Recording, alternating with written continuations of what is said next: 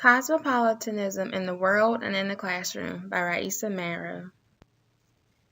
This is my critical critique of the book Cosmopolitanism, Ethics in a World of Strangers by Anthony Appiah. Appiah begins his book by describing the interconnectedness of the world today through means such as media and frequent travel. This interconnectedness calls for more practice of cosmopolitanism. Appiah describes cosmopolitanism as a responsibility for all people, but within limits. To explain, we do not have to give up things we have to help others who do not have them. Instead, we should analyze why they don't have these things in order to change principles and laws that contribute to this disparity. Appiah goes on to discuss beliefs and values, their meanings and roles within cosmopolitanism. Beliefs are thoughts about the world. Values are ideas that people hold as important. Beliefs can be proven true or false by checking facts. Values cannot be. This could lead people to think values are not held to the same standard of rationality that we hold beliefs. Appiah expresses that even a person's beliefs are only rational relative to the beliefs he or she already possesses.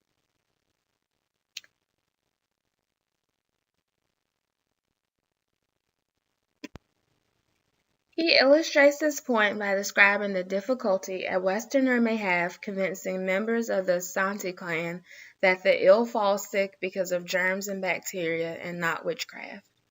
We have the background knowledge, scientific knowledge, and experiences to allow us to believe in bacteria, whereas a member of the Santi does not have these experiences. So generational beliefs of witchcraft is far more logical to them. Appiah states, while they do share by necessity a cosmopolitan curiosity about strangers, many anthropologists mistrust talk about universal morality and spend a great deal of time urging us not to intervene in the lives of other societies. Here he addresses these ideas of beliefs and values while respecting cultural diversity. For instance, can we attempt to eradicate female circumcision on the grounds that it is immoral and cruel? Or is this simply a practice based on another culture's beliefs and values that we cannot judge as right or wrong because they are grounded in their own experiences and knowledge? I'll share my opinion on this in a minute. Appiah's work can leave you pondering your role as a cosmopolitan. How much do we contribute to societies around the world? When do we intervene? He describes respecting cultural diversity and others' beliefs and values. But is there a point when those beliefs and values are infringing upon human rights? I say yes. Cultures around the world have had practices and traditions for many years, but when we clearly can see that it's hurting human beings, I think that's when it's our job as a cosmopolitan to step in. For instance, earlier I brought up the practice of female circumcision, also sometimes called female genital mutilation.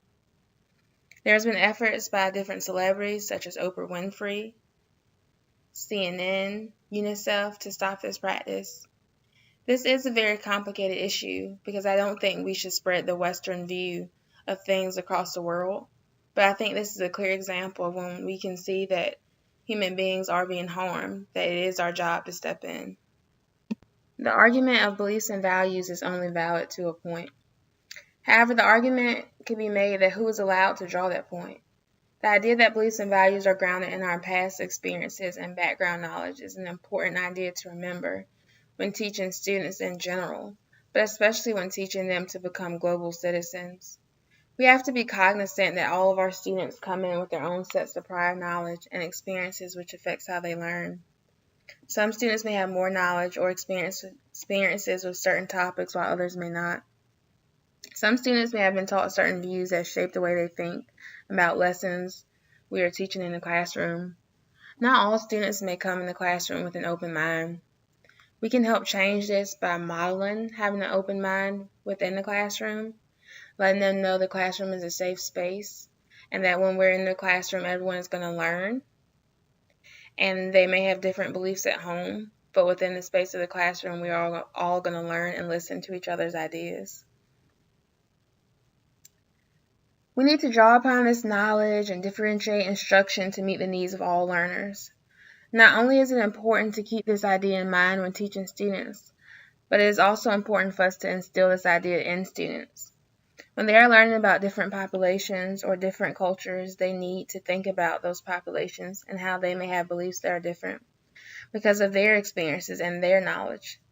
This will help them analyze different perspectives, consider global issues through multiple lenses, and become true citizens of the world. I was very lucky enough to be able to interview the wonderful Oprah Winfrey, a woman who is a true cosmopolitan. I will be reading to you the transcript of that interview. Tell us about your childhood. What was the local culture like in your hometown? I lived in 3 different places as a child: Mississippi, Wisconsin, and Tennessee. Something that all those small towns in those states had in common at the time was poverty. I grew up around poverty, and it was not uncommon for my family to be one of the poorest. When I was 6, I remember being made fun of by the other children for wearing a dress my grandmother made out of a potato sack. Religion was also a large part of my hometown culture. The local church had strong influence on the community, and children were held to strict behavioral standards. If you acted up, you got hit. I grew up in the 50s and 60s. This was a different time in America. When we moved to Wisconsin, I went to a predominantly white school. I rode the bus to school with many other African American children and adults. Those adults were often the servants of my classmates' families. Experiences like these caused me to think about my current role in society and what I would want my role to be one day. Eventually, I moved to Tennessee and focused on my education in order to start defining my role. How did those experiences shape you to become the mega successful woman you are today? I did not have the best upbringing, to say the least. I have chosen not to become a mother because I was never mothered well. However, I know the experiences I had as a child gave me the drive I needed to achieve what I have today. After overcoming adversity at a young age, I was not afraid. I was not afraid to take the risks needed to become successful. I was not afraid to interact with the world around me and let my voice be heard. I was not afraid to share my experiences with others and have them share their experiences with me. I went from extreme poverty to the wealth I am blessed with today. I know I could not have done this without the help of so many people in this world, from those who have supported me to those who have simply listened to me as a young news anchor or tuned in to my later talk shows. You meet so many people on a daily basis. You travel and meet people from around the world. Can you tell us about any cultures that have influenced or impacted you? I would say the support I have received from Saudi Arabia has been impactful for me. Women's rights in Muslim nations can be a controversial topic. There are many religious and cultural differences and practices. I was told by a television network in Saudi Arabia that my modest dress, my attitude of triumph over adversity, and abuse has caused some women in Saudi Arabia to look up to me.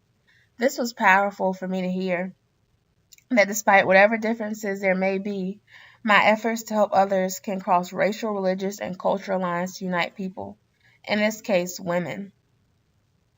Can you tell us more about your global efforts and charities? Why did you choose to open up a school in South Africa?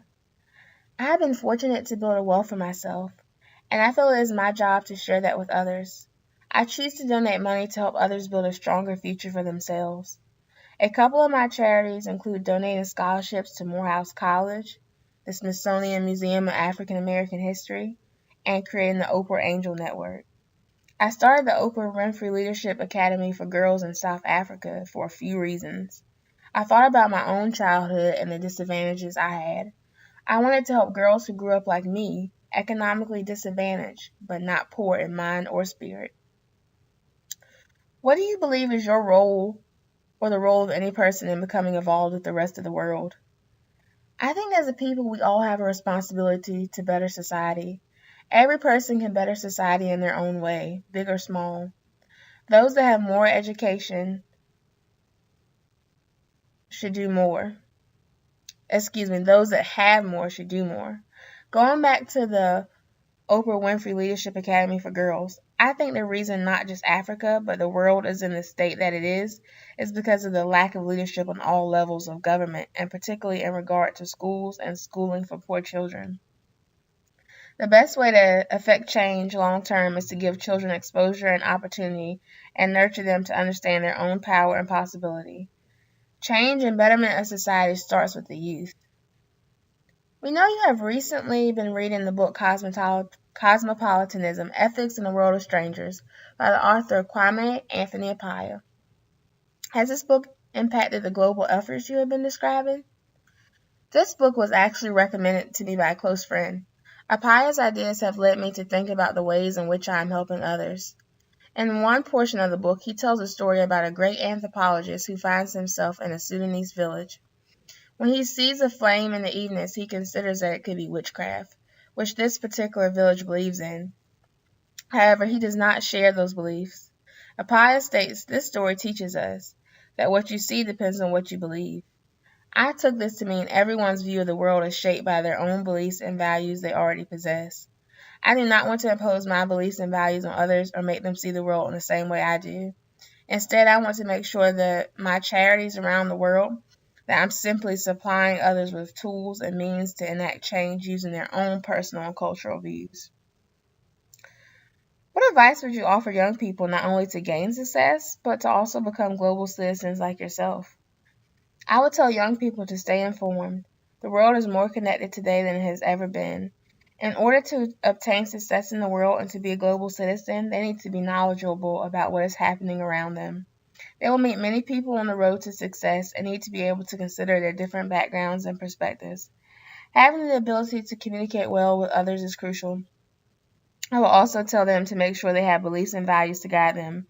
These beliefs and values can grow and change, but they need to have a strong inner self to keep going. And that concludes my interview with Oprah Winfrey.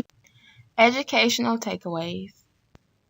Students can study an event surrounding an issue or something positive that has occurred or is occurring in the world. They could then do research to see the role, whether large or small, they play in this event to understand the interconnectedness of the world. Students can video chat or send pen pal letters to classrooms around the world.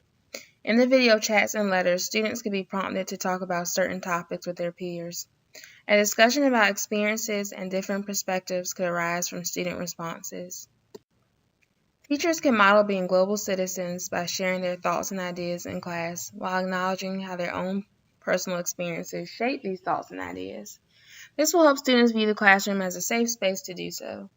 They could create a travel map. When studying different topics, teachers can be intentional about incorporating diverse texts.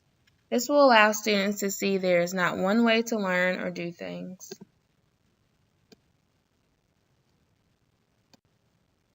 Teachers can implement social-emotional activities where students have to discuss different minor issues, such as sharing playground equipment with a friend, but have to analyze different perspectives before creating a solution.